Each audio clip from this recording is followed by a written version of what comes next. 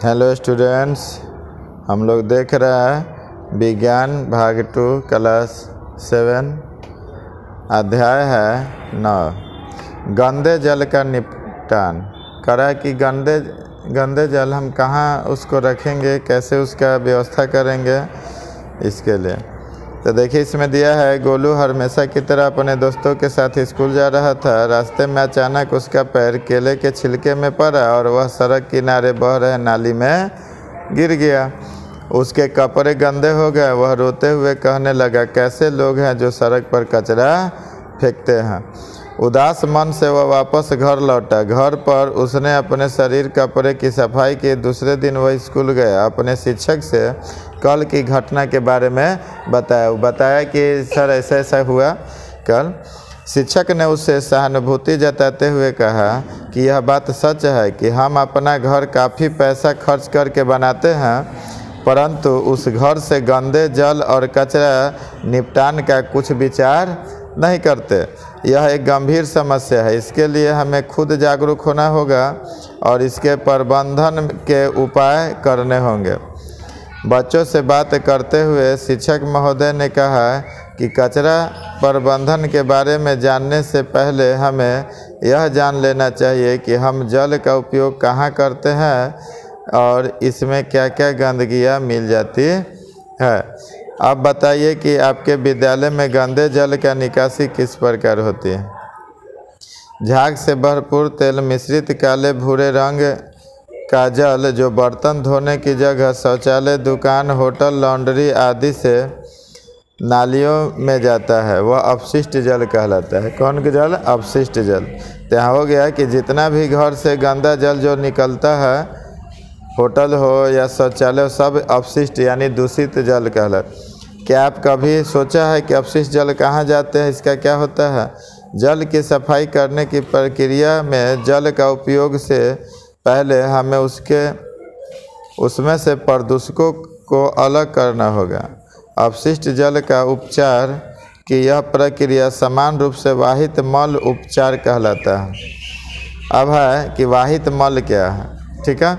तो वाहित मल घरों और स्कूल, होटल, अस्पताल, उद्योग, कार्यालय, अन्य उपयोगों के बाद बहने वाले वाहित अपशिष्ट जल होता है। इसमें वर्षा जल भी शामिल होता है जो तेज वर्षा के समय गलियों में बहने लगता है या बहता है। सड़कों और छतों से बहकर आने वाली वर्षा जल अपने साथ हानिकारक पदार्थों को ले जाती है। वाहित मल द्रव रूपी अपशिष्ट होता है। इसमें अधिकांश जल होता है जिसमें घुले हुए और निलंबित अपद्रव होता है। यह अपद्रव संदूषक को कहलाता है। कह रहा है कि आपने देखा होगा कि वाहित जल मल जल क्या है, उत्पत्ति स्थान और इसका संदूषक पदार्थ। कूड़ा करकट गंदा जलता, रसोई से दुर्गंध, शौचालय से व्यावसायिक अपशिष्ट, तब व्यावसायिक संस्थान, औद्योगिक या होटल से, ठीक है। आगे आप लोग देखिएगा कि हम कह सकते हैं कि कार्बनिक अशुद्धियाँ, अकार्बनिक अशुद्धियाँ, जीवाणु और अन्य जीव। तो कार्बनिक अशुद्धियाँ जैसे मल मूत्र, जैविक अपशिष्ट, कोई मर गया, तेल, फल, सब्जी आदि कचरा। अकार्बनिक नाइट्रोजन, फास्फोर आदि। जीवाणु हैजा, टाइफाइड आदि रोग उत्पन्न करने वाला और पेचिश आदि रोगों को उत्पन्न करने वाला। इस तरह से दूषित जल का प्रभाव हमारे समाज में पड़ता है। अब है सोख्ता गड्ढा बनाने की विधि। हम सोख्ता बनाकर इसको हम क्या कर सकते हैं, शुद्ध कर सकते हैं। इस सब जल को क्या करेंगे, सोख्ता बनाकर हम इसको शुद्ध करते हैं। सर्वप्रथम 1 मीटर चौड़ा, 1 मीटर लंबा, 1 मीटर गहरा गड्ढा खोदिए। गड्ढे में ईंट का 3 आकार, बड़ा, मझला और छोटा टुकड़ा डालिए। गड्ढे के अंदर प्रथम 1/3 भाग पर ईंट का बड़ा टुकड़ा डालिए। दूसरा तिहाई में ईंट का मझला और छोटा में छोटा।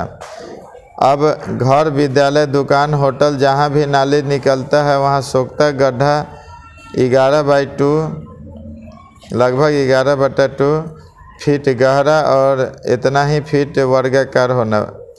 अब इस छोटे गड्ढे से पहले स्टील या प्लास्टिक की जाली लगा दीजिए कि नाली में कचरा सूखता गड्ढे में न जाए। यह छोटा गड्ढा चैम्बर नुमा होगा जिससे सफाई ढक्कन खुलकर समय समय पर होते रहना चाहिए। इस तरह से हम सोख्ता बनाकर गंदे जल का निवारण कर सकते हैं। अब देखिए, कल हम लोग देखेंगे कि कौन सा रोग किस बीमारी और किसके कारण होता है। ठीक है। तो